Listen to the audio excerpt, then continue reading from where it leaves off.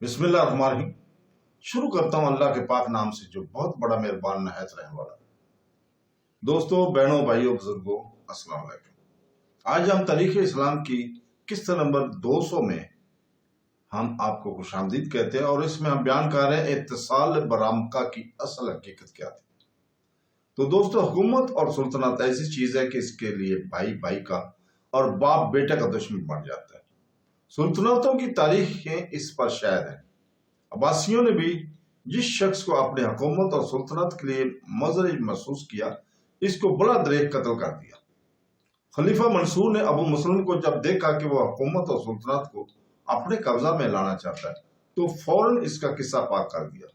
बादशाहों की इस आदत और रोश खास से कभी कभी इनके मसायब और अहले कार नाजायज फायदा भी उठा लिया करते थे, यानी जिस शख्स को वो बादशाह के हाथ से नुकसान पहुंचवाना चाहते थे, इसकी निस्बत अमूमन बगावती का इल्जाम साबित करने की कोशिश किया करते थे।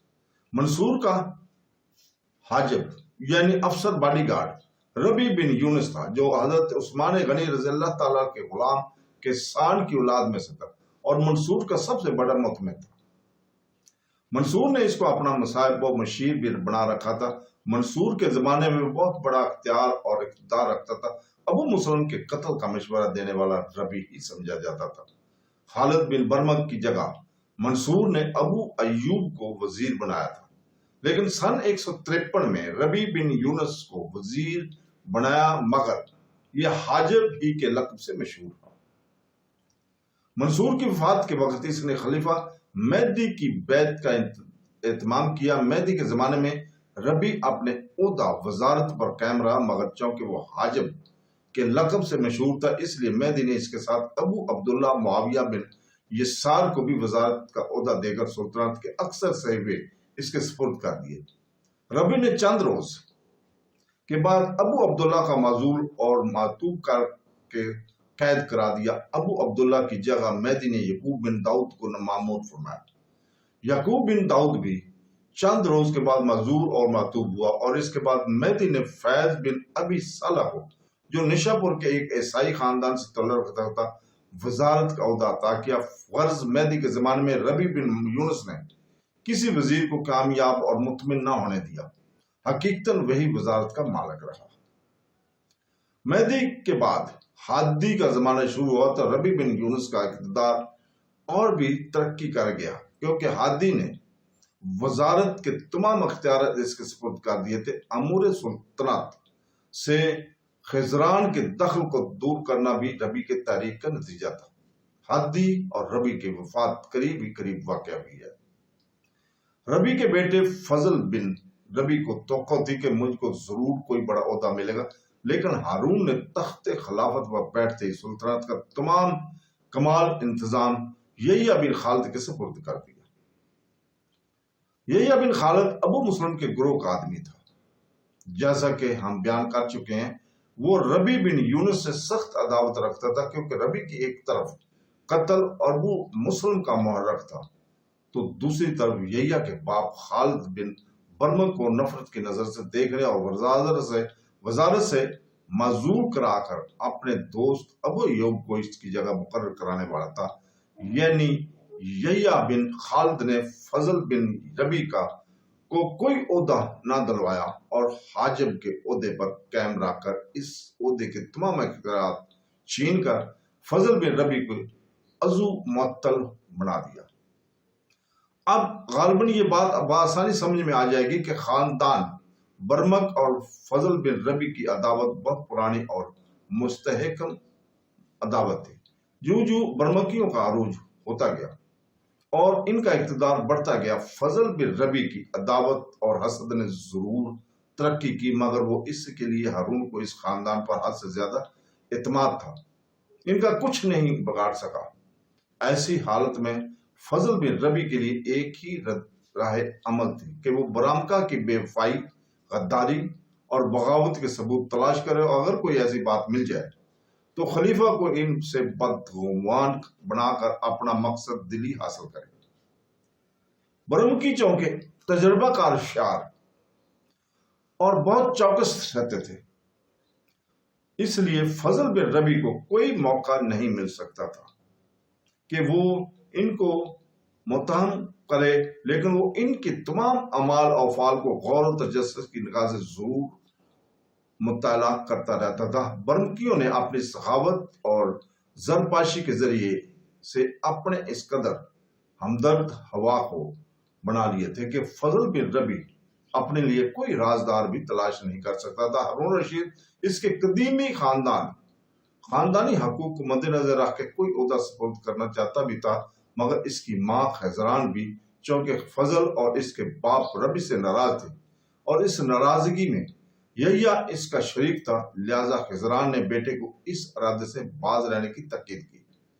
جب خزران کا سن 174 ہجری میں انتقال ہو گیا تو ہارون نے فضل بن ربی کو حساب کتاب کے دفتر کا متہم بنا دیا، اور اب فضل بن ربی کو کسی قدر پہلے سے زیادہ رسوخ حاصل ہو گیا تھا۔ یحییٰ بن عبداللہ جب ولیم سے فضل بن جعفر کے ساتھ آئے تھے تو ہارون رشید نے عہد نامہ لکھ دینے کے باوجود ان کو قید کرنا چاہا اور اس معاملہ میں اول بعض فقہا سے فتویٰ حاصل کیا۔ یہ خبر سن کر برمکیوں نے یحییٰ بن عبداللہ کے موافق کوشش اور خلیفہ کی خدمت میں سفارشیں کی، کیونکہ وہ ابو مسلم خراسانی کے عقیدے پر قائم اور اہل بیت کے درپردہ حامی اور مددگار تھے۔ ہارون نے جعفر بن یحییٰ بن عبداللہ کو بڑی عزت اور احترام سے اپنے یہاں رکھا۔ سن 180 ہجری میں جب ہارون رشید نے علی بن عیسیٰ کو خراسان کا گورنر بنایا تو یحییٰ بن خالد نے، جیسا کہ پہلے ہم ذکر کر چکے ہیں، کہ علی کے اس تقرر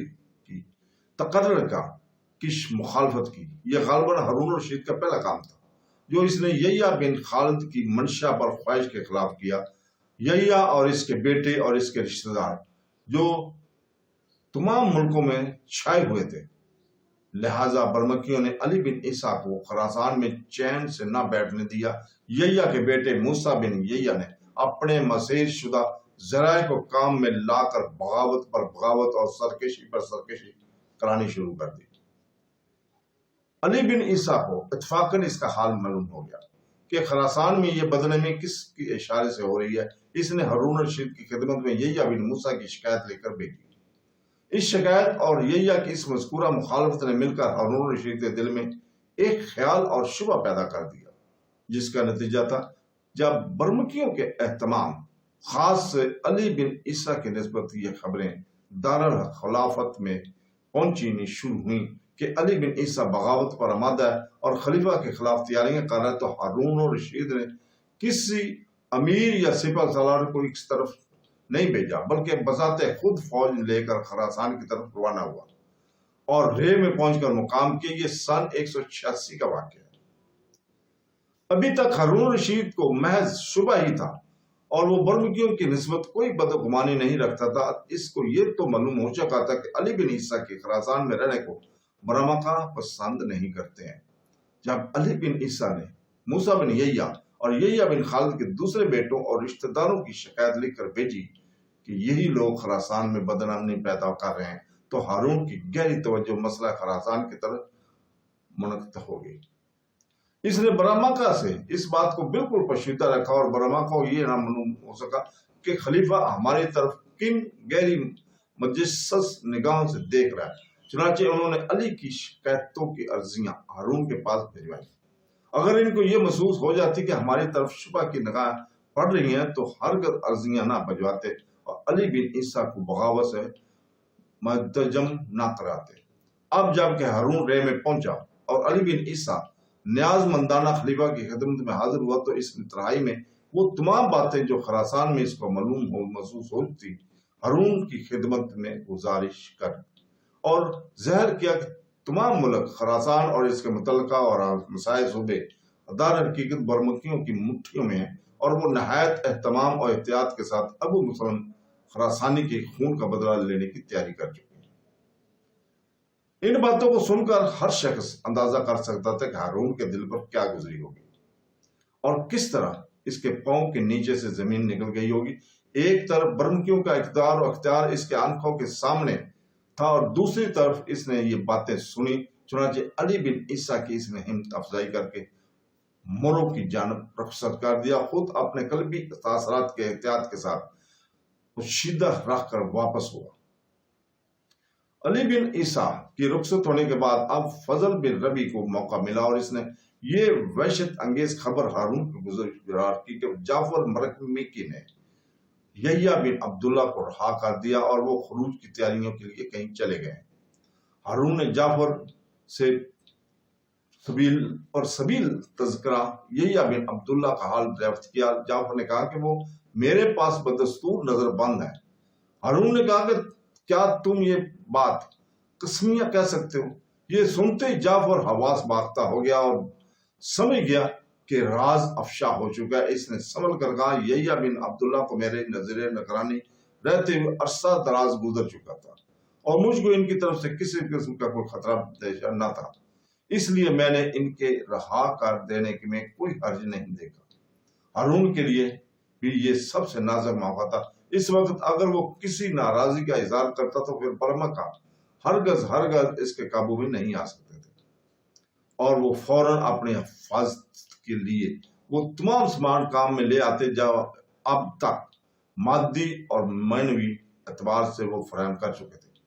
ہارون کے لیے برمکہ کا مقابلہ ہرگز آسان نہ تھا اور ممکن تھا کہ وہ ہارون کو سانس لینے اور اف کرنے کا بھی موقع نہ دیتے، کیونکہ خاص یحییٰ بن خالد کے بیٹوں اور پوتوں میں 25 آدمی جو صاحب سیف و قلم تھے ہارون کے محل میں مختلف حیثیتوں اور مختلف بہانوں سے ہم وقت موجود رہتے تھے۔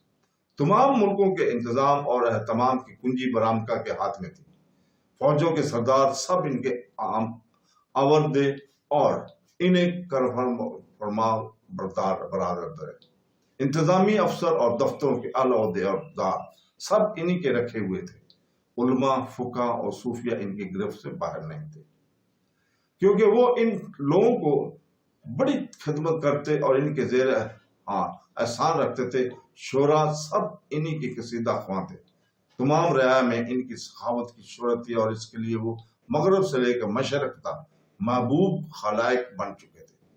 یہ وہ عظیم الشان تیاریاں تھی کہ میدان میں نکل کر ایک ہارون کی کئی ہارونوں بھی شاید کامیاب نہ ہوتے، لیکن ہارون نے اپنے آپ کو سنبھالا اور جعفر سے یحییٰ بن عبداللہ کے رہا ہونے کا خال سن کر نہایت بے پرواہی سے جواب دیا کہ میں نے اس وقت ویسے ہی اتفاقاً دریافت کیا تھا، تم نے اس کو چھوڑ دیا، بہت ہی اچھا کیا۔ میں خود اس وقت تم سے یہی کہنے والا تھا کہ یحییٰ بن عبداللہ کو رہا کر دو۔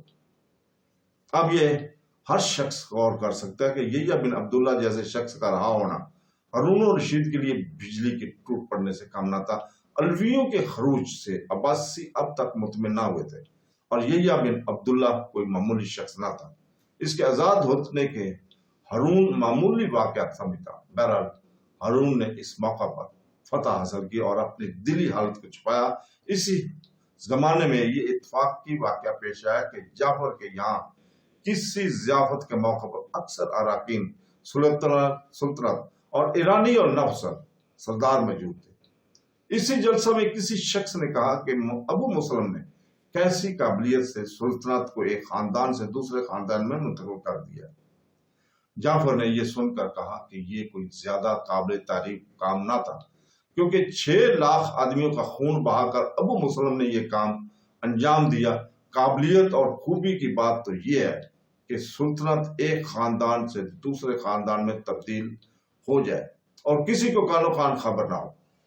اس جلسہ میں کوئی ایسا شخص بھی موجود تھا جس نے یہ تمام گفتگو ہارون الرشید کو سنائی اور اس کو یقین ہو گیا کہ جعفر برمکی خود ایسا کرنا چاہتا ہے۔ اس کے بعد اس نے برمکہ کو غافل کرنے کے لیے اپنے بیٹے کی ولی عہدی اور تینوں بیٹوں کے درمیان ملکوں کی تقسیم کرنے کی دستاویز مرتب کرنے کا کام شروع کر دیا۔ یہ اس قسم کا کام تھا کہ کوئی خلیفہ اتنی بڑی سازش سے مطلع ہو کر ان کاموں کو ہرگز شروع نہیں کر سکتا تھا۔ یہی ہارون کا سب سے بڑا دھوکہ تھا جو اس نے برمکہ کو دیا۔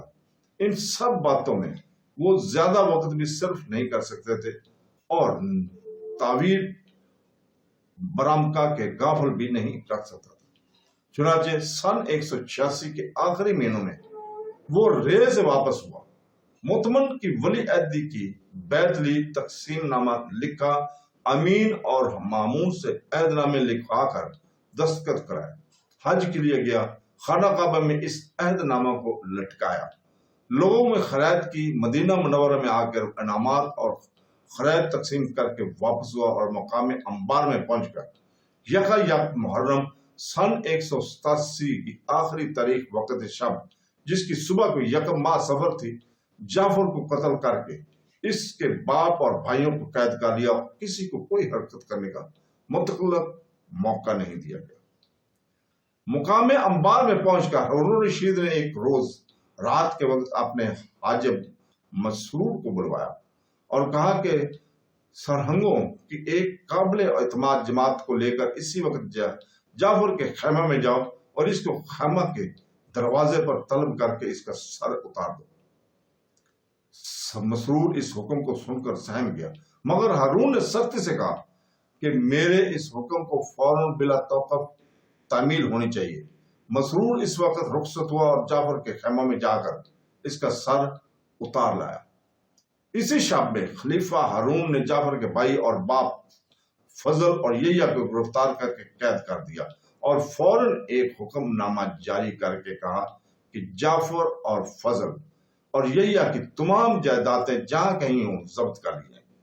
اس کے بعد برامکا خاندان کے ہر ایک کو گرفتار اور قید کرایا گیا۔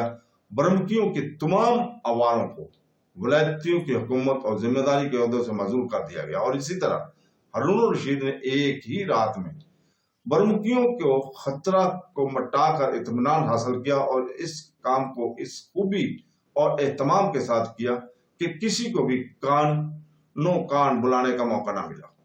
یحییٰ بن خالد کے بھائی محمد بن خالد برمکی وفاداری پر ہارون الرشید کو اعتماد تھا، اور ممکن ہے کہ محمد بن خالد ہی نے محض راز کی باتوں سے ہارون الرشید کو آگاہ کیا ہو۔ اس لیے ہارون الرشید نے محمد بن خالد کو گرفتار اور قید نہیں کیا۔ ادھر ہارون الرشید کے خاندان کا ایک معزز رکن عبد الملک بن صالح بن علی بن عبداللہ بن عباس، جو رشتہ میں ہارون الرشید کا دادا تھا، برمکیوں کی سازش میں شریک تھا، جس کو خلافت کی توقع دلائی گئی تھی۔ برمکیوں کو قید کرنے کے بعد ہارون الرشید نے عبد الملک بن صالح کو بھی قید کر دیا۔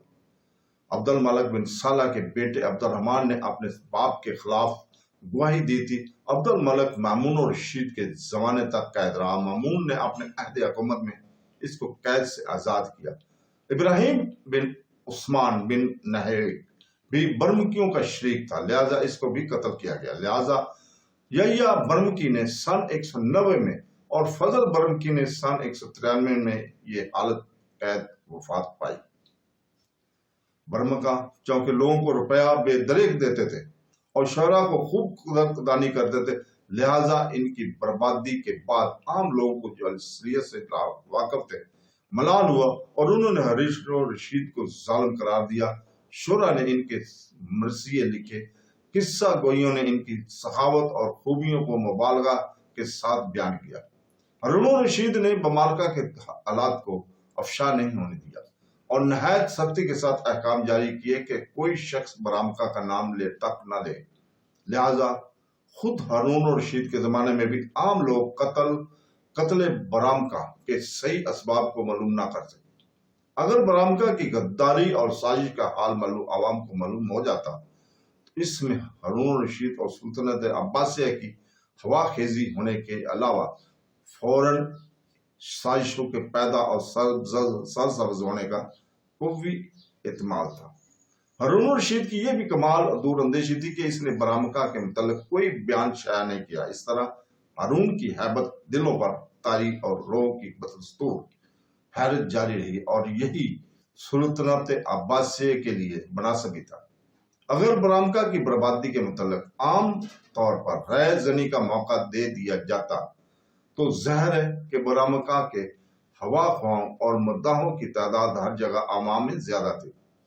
ان لوگوں کی زبانیں کھل جاتی تو کرا ہوائی یقیناً سلطنت عباسیہ کے خلاف پیدا ہو جاتا۔ اس موقع پر بجز تدبیر کے جو ہارون الرشید نے استعمال کی وہ کوئی تدبیر مفید نہیں ہو سکتی تھی۔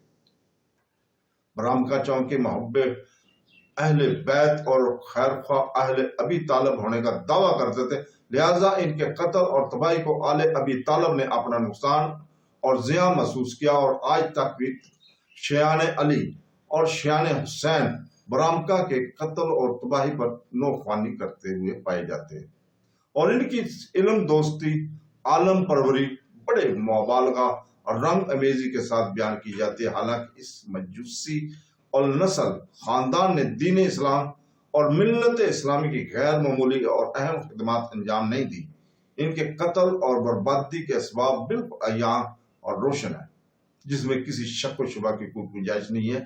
اپنی سلطنت کی بچانے اور محفوظ رکھنے کے لیے ہارون الرشید نے برمکیوں کو تباہ کیا، جس طرح ہر ایک بادشاہ اپنی بادشاہ کے بچانے کے لیے دشمنوں کو برباد کر دیا کرتا ہے۔ اس نے جہاں برامکا کو قید کیا، اپنے دادا کو بھی قید کر دیا، کیونکہ اس کا جرم بھی اسی قسم کا تھا۔ ایسی صاف بات میں دور دراز رویہ بے سروپاتیوں کو شامل کرنے کے متعلق ضرورت نہیں۔ تو دوستو، اس کے ساتھ ہی ہم آج اجازت چاہتے ہیں، کل تک کے لیے اللہ حافظ۔